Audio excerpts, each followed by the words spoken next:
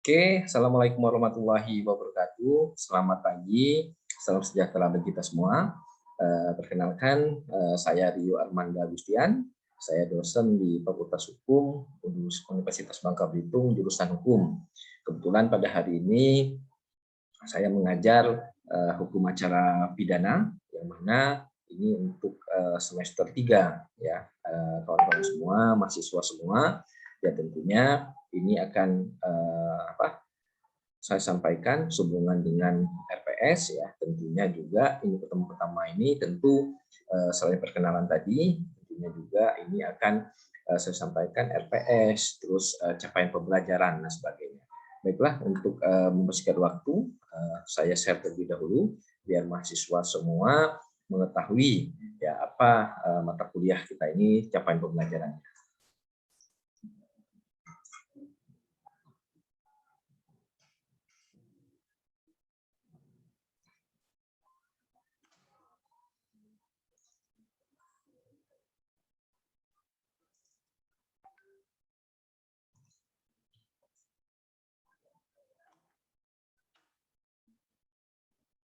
Oke, sudah kelihatan?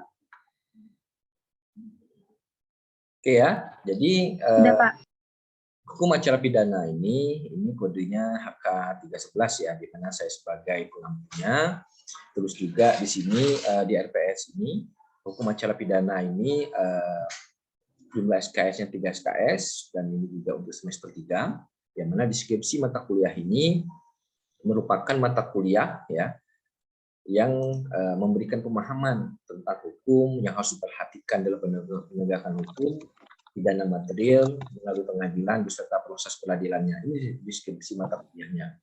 Terus juga referensinya di sini ada 17 ya, yang mana nanti di referensi ini kawan-kawan semua bisa mencari bukunya sehubungan dengan referensi, bisa juga yang berkaitan dengan hukum acara pidana. Sangat banyak sekali buku-buku sehubungan dengan daftar referensi ini. Terus juga di sini capaian pembelajaran, yang mana di sini dalam capaian pembelajaran hukum acara pidana ini memperhatikan daripada sikap, yang mana di situ nanti ada bekerja sama, taat hukum, dan nilai-nilai yang lainnya. Terus ada keterampilan umum, yang mana di situ akan ada pencapaian hasil kerja kelompok, terus juga melakukan evaluasi diri terhadap kelompok, mengisikan diri, serta menjamin kesahihan dalam mencegah plagiasi. Terus juga capaiannya pengetahuan, di mana di sini ditekankan mahasiswa harus mampu memahami dan menjelaskan mengenai bagaimana cara menegakkan hukum pidana material, yang mana di situ nanti ada proses pelaporan, pengaduan, penyelidikan, penangkapan, penahanan sampai dengan putusan pengadilan. Terus juga nanti diharapkan adanya keterampilan khusus yang didapati oleh mahasiswa dalam hal ini mengatasi serta memberikan solusi alternatif dalam mampu menyusun surat kuasa khusus, surat dakwaan seiring dengan penyelidikan dan penyidikan, sehingga akan memberikan keterampilan bagi mahasiswa dalam pencapaian mata kuliah ini. Terus juga capaian pembelajaran. Di dalam capaian pelajaran mata kuliah, ya mahasiswa diharapkan memiliki integritas etika profesi hukum sehingga mampu berpikir secara logis, sistematis, berkomunikasi secara lisan, serta memberikan saran dan masukan dalam penyelesaian masalah hukum. Di sini di RPS ini saya sudah membuat ada pertemuan 1 sampai dengan pertemuan 18 ya, 16, yang mana di pertemuan ini ada 14 kali pertemuan, terus juga ada 1 UTS, 1 UAS yang mana menjadi satu komponen. Di sini materi yang akan diajarkan di pertemuan pertama adalah pokok-pokok hukum acara pidana, perkembangan sejarah hukum pidana, serta arti ya daripada secara umum penyelidikan dan penyidikan. Terus juga di sini media pembelajaran kita sehubungan dengan dalam proses pandemi seperti ini ya, kita masih menggunakan video conference, dan kalau di UBB ini Fakultas Hukum masih menggunakan siakat. Nah, terus juga selain capaian indikatornya ya, di sini juga ada instrumen penilaian yang perlu diketahui oleh mahasiswa. Yang pertama adalah kehadiran 10%, terus ada tugas atau kuis ya atau soft skill di sini 20%, ada UTS 25% dan UAS 40%. Dan tentunya referensinya masih tetap yang 1 sampai 17 tadi. Selain media Zoom ini juga ya kita menggunakan mungkin Google Meet ya atau yang memudahkan kita dalam hal ini kita bentuk grup WA. Baiklah, untuk mempersingkat waktu saya akan masuk langsung di materi yang tentunya ini akan memudahkan bagi mahasiswa dalam pemahaman sehubungan dengan pertemuan satu ini, dan diharapkan nanti ya kalau ada pertanyaan saya persilahkan. Saya share dulu materinya sebentar.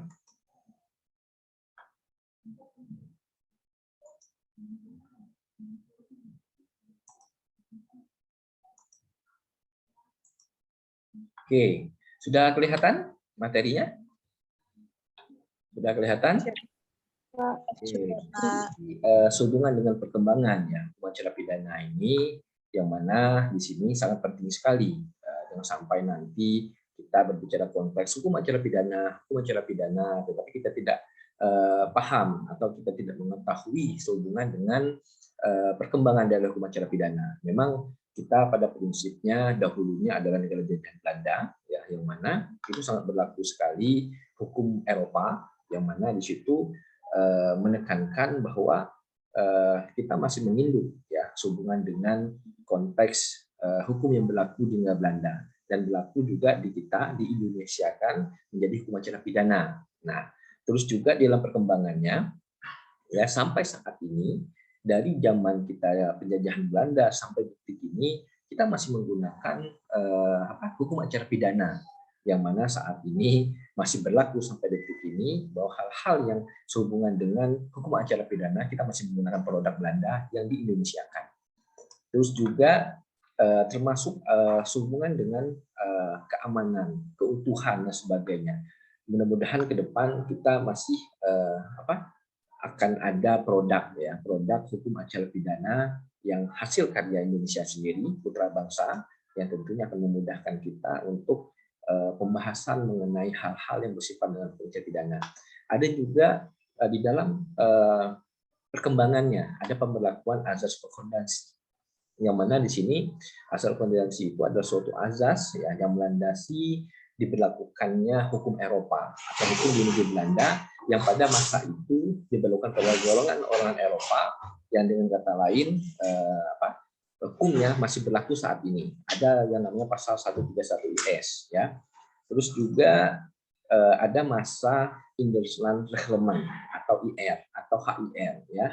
Terus mana di sini juga ada masa pendudukan Jepang dan pasca kemerdekaan, yang mana setelah Belanda kita penjajahan dijajah oleh Jepang saat itu. Nah, dan tentunya ini menjadi perubahan yang sangat luar biasa terhadap hukum acara pidana yang di Indonesia. Nah, dan tentunya tetap berlaku ya pada zaman pendudukan Belanda didasarkan pada Undang-Undang ya Nomor 1 Tahun 42 yang mulai berlaku pada tanggal 7 Maret 1942 sebagai peraturan peralihan Jawa dan Madura.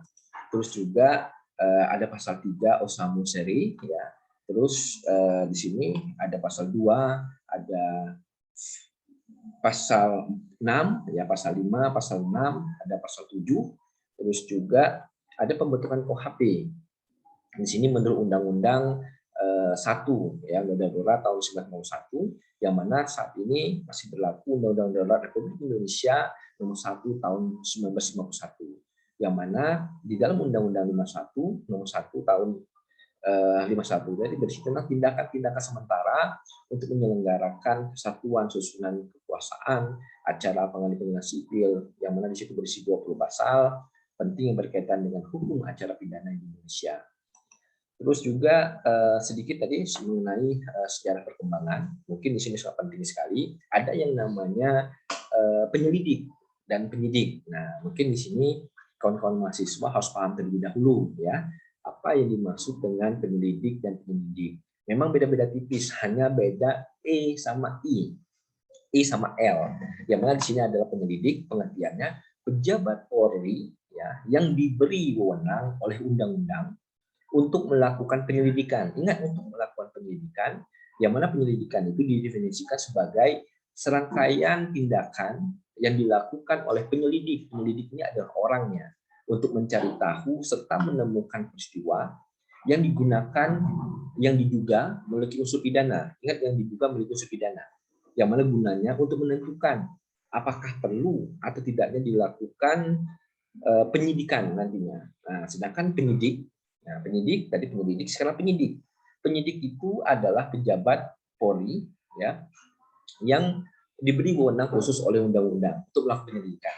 Nah, jadi di sini penyidikan ada artinya adalah proses yang dilakukan, yang diatur menurut undang-undang, serta mencari tahu, mengumpulkan bukti yang mana membuat terang tentang suatu tindak pidana. Nah, penyelidiknya adalah orangnya, penyidik juga adalah orangnya, tinggal proses tindakannya yang membedakannya. Terus juga di sini ya, di penyelidikan ada tertulis di pasal 1 angka 5 KUHP. Mungkin kawan-kawan mahasiswa ada KUHP, saya harapkan nanti punya KUHP dan sebagainya. Penyidikan itu ada di pasal 1 angka 2 KUHP. Perbedaannya, setiap pejabat polisi negara Republik Indonesia, penyidik, pejabat Polri, dan bisa PPNS di sini. Terus juga di sini juga sehubungan dengan penyidikan juga ini kaitan eratnya dengan suatu perkara dalam suatu pidana. Oke, saya pikir cukup untuk presentasinya sehubungan dengan perkembangan hukum acara pidana di Indonesia dan juga pengertian tentang penyidik dan penyelidiki. Oke, saya stop share-nya. Mungkin saya silakan kalau ada pertanyaan, silakan, mungkin sehubungan dengan perkembangan dan penyidikan dan prosesnya. Saya silakan kalau ada pertanyaan dari materi yang saya sampaikan tadi. Saya silakan. Silakan sebutkan nama dan NIM-nya biar kita. Izin, Pak. Oke, Margareta Borusitanggang. Silakan Margareta. Tadi kan Bapak berbicara tentang penyelidik dan penyidik. Ya. Jika saya adalah sebagai pelaku dalam suatu kasus, bolehkah tim penyidik melakukan penggeledahan ketika proses penyelidikan itu berlangsung terhadap saya? Terima kasih, Pak. Oke, mungkin saya jawab terlebih dahulu ya. Jadi di sini sehubungan dengan pertanyaan dari Margareta, ya, sehubungan dengan apakah boleh dilakukan penggeledahan, ya. Jadi di dalam tindakan penyidik itu, ya, dia diberi wewenang sangat luar biasa dalam proses penyidikannya. Nah, orang yang dalam proses penyidikan itu namanya adalah penyidik. Nah, yang membedakan antara penyelidik dengan penyidik itu adalah tindakan, ya, tindakan seiring sejalan itu. Penyelidikan itu artinya adalah proses, ya, baru proses mencari apakah perkara itu layak atau tidak untuk ditingkatkan dalam proses naik status tersangka, saksi menjadi tersangka. Kalau di dalam penyidikan dia sudah memenuhi dua unsur daripada perbuatan itu tadi, dua unsur atau dua alat bukti, sehingga dari saksi tadi bisa ditingkatkan. Kalau seandainya seseorang itu di dalam penggeledahan, yang pertama seorang penyidik, ya, dia harus punya surat terlebih dahulu, izin dari pimpinannya untuk melakukan penggeledahan. Karena penggeledahan itu ada penggeledahan badan, penggeledahan rumah, ya, dan tentunya harus ada izin. Oh, ini surat izin penggeledahan dari pimpinannya. Biasanya itu bisa Kapolres, bisa Kasatreskrim. Karena kenapa? Polri itu adalah sama dengan pejabat negara yang ditunjuk untuk dalam menangani suatu perkara. Nah, dan di situ dia harus punya surat izin terlebih dahulu. Kalau seandainya dia tidak punya izin, artinya seseorang yang patut diduga, ya, atau sudah melakukan itu misalnya OTT, itu seiring sejalan dengan surat penggeledahan sebagainya. Tapi kalau seandainya mau menggeledah rumah orang, menggeledah badan dan sebagainya, hanya sekedar patut diduga dan sebagainya, itu harus ada izin dari atasan terlebih dahulu. Begitupun juga surat untuk penahanan dan juga surat untuk misalnya penyitaan dan sebagainya, harus ada izin terlebih dahulu, minimal dari pimpinannya. Dan itu kalau seandainya penyitaan dan sebagainya harus dibantu oleh aparat desa misalnya atau tokoh masyarakat, sehingga jangan sampai nanti tidak ada kewenangan yang dilakukan oleh penyidik. Nah, karena kenapa? Kalau seandainya tidak ada surat, ada kewenangan polisi yang melakukan penyelidikan itu tadi, itu bisa dilaporkan ke Propam misalnya, atau pra peradilan seandainya sudah masuk ranah daripada suatu perkara misalnya. Kira seperti itu, Margareta. Oke, saya persilakan untuk pertanyaan berikutnya. Saya persilakan. Saya persilakan. Sebutkan nama dan NIM-nya. Saya persilakan. Saya persilakan. Sebutkan nama dan NIM. Silakan. Oke, sambil menunggu pertanyaan, mungkin saya absen terlebih dahulu ya. Sebutkan hadir ya. Saya panggil absensi terlebih dahulu. Mungkin habis ini ada yang mau bertanya. Agustina. Siap hadir, Pak. Oke, Margareta hadir ya. Sarmita. Hadir, Pak. Oke, Nadine. Hadir, Pak. Oke. Hadir, Pak. Anissa Wijaya. Hadir, Pak. Oke, Hiskia Herlina. Hadir, Pak. Oke, Faiz. Hadir, Pak. Oke, Rafiza. Hadir, Pak. Ernest. Hadir, Pak. Oke, Rainer. Hadir, Pak. Anggi. Hadir, Pak. Amanda. Hadir, Pak. Joseph. Hadir, Pak. Weni. Hadir, Pak. Oke, O'Brien. O'Brien, Napitupulu. Hadir, Pak. Oke, Suci Dianasari. Hadir, Pak. Indah Melinda. Hadir, Pak. Anggun Marganita. Hadir, Pak. Adila Rizky. Hadir, Pak. Dian Mayasari. Hadir, Pak. Oke, Dea Freyanita Oktari. Hadir, Pak. Oke, Dendi Dwi Putra. Hadir, Pak. Oke, Karin Putri Perkasa. Hadir, Pak. Oke, Aramadana. Hadir, Pak. Oke, sebentar, sekali lagi. Juwita. Hadir, Pak. Oke. Muhammad Halid Khan. Hadir, Pak. Marcella Hajista. Hadir, Pak. Oke. Alhamdulillah ya, semua hadir semua. Di pertemuan pertama ini sangat welcome sekali ya, sehubungan dengan perkuliahan hari ini. Ingat pertemuan kita sampai dengan 16 dibuat enjoy saja, jangan sampai terbebani ya. Karena kenapa? Kita 3 SKS dan tentunya sehubungan dengan perkuliahan ya. Tadi saya sampaikan capaian, terus juga tujuan dari perkuliahan ini, dan tentunya nanti sehubungan dengan perkuliahan juga ini sangat penting sekali dan tidak terbatas dengan video Zoom ini. Nanti kawan-kawan bisa di grup WA kelas untuk diskusi karena keterbatasan waktu juga seperti itu. Baik, untuk mengingat waktu Zoom kita yang terbatas ya, dan tentunya dalam kondisi pandemi seperti ini kita masih menggunakan Zoom meeting, UBB Siakat dan grup WA, yang tentunya ini tidak akan membatasi kita dalam proses pembelajaran. Keaktifan daripada mahasiswa ini sangat penting sekali, sehingga nantinya akan ada diskusi-diskusi yang membangun dalam hal proses pembelajaran kita.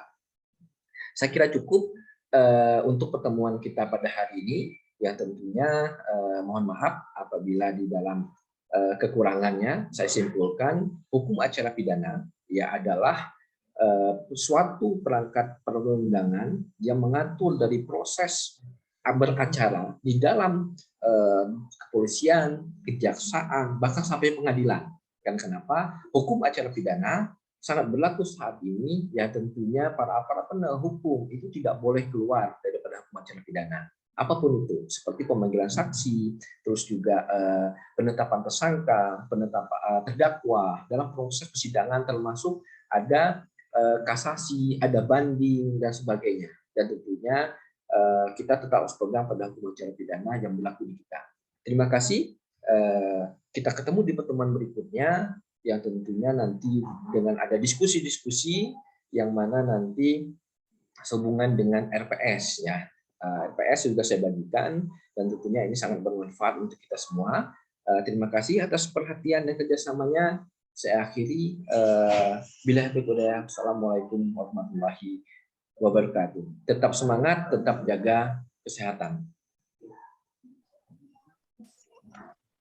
Terima kasih. Terima kasih, Pak. Terima kasih, Pak. Terima kasih.